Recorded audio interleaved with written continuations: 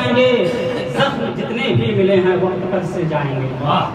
زخم جتنے بھی ملے ہیں وقت پر سل جائیں گے، اور ہم بنی آدم کا بس اتنا تعارف ہے سہیل، خاک سے پیدا ہوئے ہیں خاک میں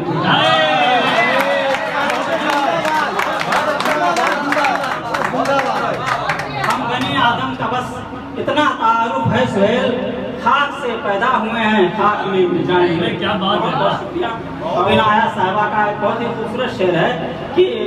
ہمارے نرم لہجے کا زمانہ بھی قائل ہے، ہم اہل لکھنؤ ہیں، ہم الگ پہچان رکھتے ہیں۔ چار مصرے میں نے بھی کہا کہ رونق ہے لکھنؤ کی ہر ایک سمت جلوگر، رونق ہے لکھنؤ کی ہر ایک سمت جلوگر، تہذیب کی فضاؤں میں اردو ادب ہے شاد، تہذیب کی فضاؤں میں اردو ادب ہے شاد، ویسے تو سج گیا ہے بہت گومتی نگر، رہتا ہے دل میں آج بھی لیکن امیر